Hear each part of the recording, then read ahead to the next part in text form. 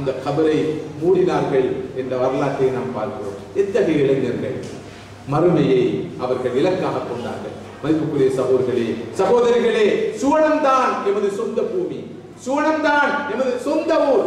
அந்த ஊருக்கு போய் சேரும் வரைக்கும், அங்கு போய் எமது பாதங்கள் அந்த சுவனம் என்ற பூமியை மிதிக்கும் வரைக்கும் நாம் ஓய்வெடுக்க முடியாது. இந்த அற்பமான சொற்பமான தற்காலிக உலகத்துக்காக இன்பங்களுக்காக எமது இளமையை எமது வாழ்க்கையை நாம் வீணாக்கி பாழ்பட்டு விடக்கூடாது. இன்னும் ஒரு இளைஞனுடைய வாழ்க்கையும் எனது நினைவுக்கு வருகிறது.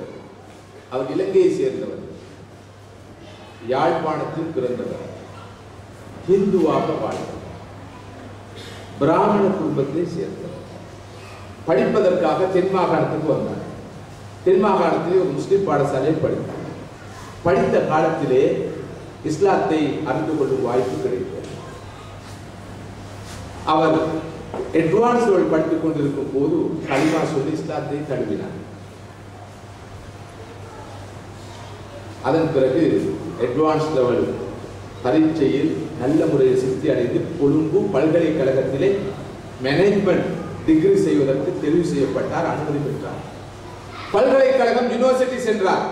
2 ஆண்டுகள் பல்கலைக்கழகத்திலே படித்துக் கொண்டிருக்கும் போது, நான் இந்த துறையில் படிப்பதை விட அல்லாஹ் எனக்கு காண்பித்த இந்த நேர்வழியை, சத்தியத்தை ஆழமாக படிப்பதற்காக ஷரியாத் துறையில் படிப்பது சிறந்தது என்று தனது மேனேஜ்மெண்ட் டிகிரி புரோகிராமை இடைநிறுத்திவிட்டு இந்தியாவுக்கு சென்றார். இந்தியாவுக்கு சென்று ஷரியாத் துறையில் படித்தார். ஆலிமாக ஊர் திரும்பினார். ஒரு மதரசாவில் உஸ்தாதானார். பிறகு இன்னொரு மதரசாவை உருவாக்கினார். அதன் அதிபரானார். இப்போது தற்போது கடந்த மாதம் அவருடைய மதரசாவுக்கு நான் போய் வந்தேன்.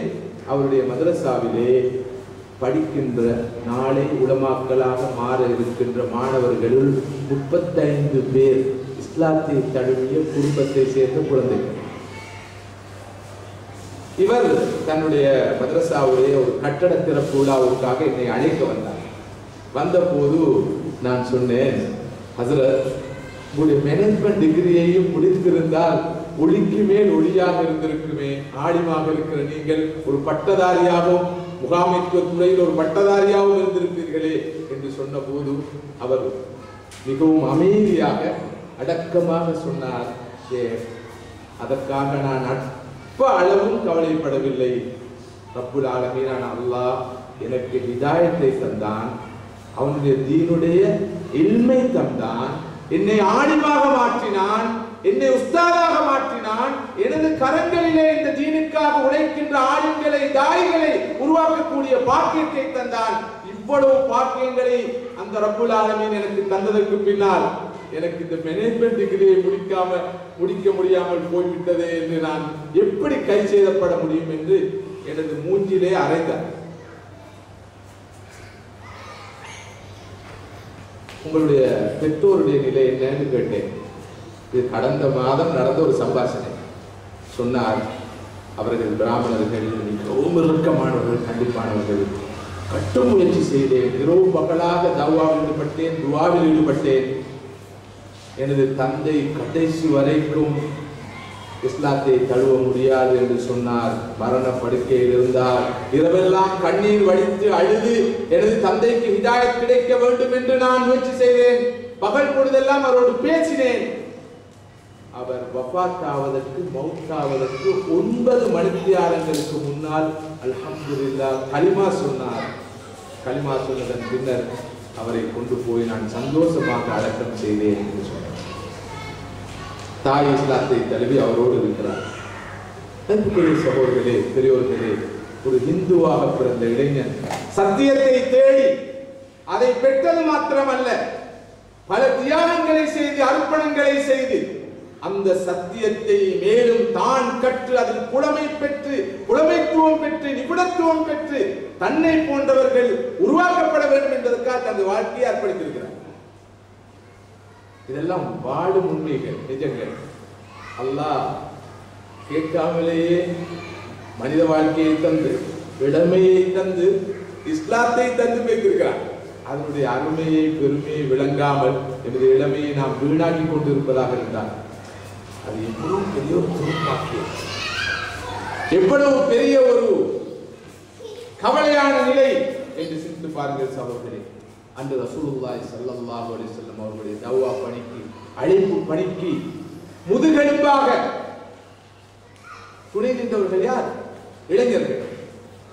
ஸல்லல்லாஹு அலைஹி வஸல்லம் சொன்னார்கள், ஆமன பிய ஷபாபு வ கஃபர பிய ஷுயூஹ். முதியவர்கள் என்னை நிராகரித்தார்கள், இளைஞர்கள் தான் என்னை ஏற்று விசுவாசித்தார்கள். முதியவர்கள் என்னை நிராகரித்தார்கள், இளைஞர்கள் தான் என்னை ஏற்று விசுவாசித்தார்கள்.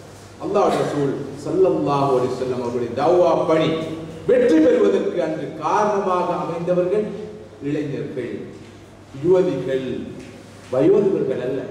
அல்லாஹ்வுடைய ரசூல் ஸல்லல்லாஹு அலைஹி வஸல்லம் அவர்களோடு இருந்தவர்கள் 10 வயது, 15 வயது, 20, 22, 25 வயது இப்படிப்பட்டவர்கள் தான் அதிகமாக இருந்தார்கள். 30 வயதை கடந்தவர்கள் விரல் கட்டக்கூடியவர்கள் தான் இருந்தார்கள். இளைஞர்களை வைத்துத்தான் ஸல்லல்லாஹு அலைஹி வஸல்லம் அவர்கள் தன்னுடைய இந்த மாபெரும் இஸ்லாமிய புரட்சியை உருவாக்கினார்கள். அன்றைய அவர்களுடைய அந்த இளைஞர்களுடைய முயற்சியின் விளைவு இந்த உலகிலே 157 கோடி மக்கள் வாழ்கிறார்கள்.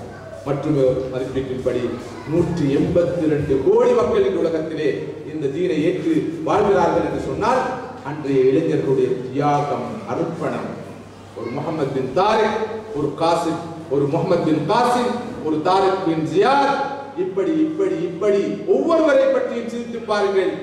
இளம் வயதிலேயே அவர்கள் தங்களுடைய வாழ்க்கையை சரியான பாதையில் அமைத்துக் கொண்டார்கள். ஒரு லட்சியத்துக்காக அமைத்துக் கொண்டார்கள், தூய லட்சியத்துக்காக அமைத்துக் கொண்டார்கள். வெறும் ப்ரொஃபஷனுக்காக வாழ்க்கையை அவர்கள் செலவு செய்யவில்லை, அளிக்கவில்லை. ஒரு மிஷனுக்காக, நோபல் மிஷனுக்காக அவர்கள் வாழ்ந்தார்கள். உங்களுக்கு இடையிலே ஒரு இடைவெளி தரப்பட வேண்டும் என்று ஏற்பாட்டாளர்களால் நான் வேண்டப்பட்டிருக்கிறேன். எனவே எனது உரை தொடரும் என்று நினைக்கிறேன். இடையிலே சற்று நேரம் உங்களுக்கு ஒரு இடைவெளி இங்கே தரப்படுகிறது. இன்ஷா அல்லாஹ் மீண்டும் சந்திப்போம். அஸ்ஸலாமு அலைக்கும் வரஹ்மத்துல்லாஹி வபரகாத்துஹு.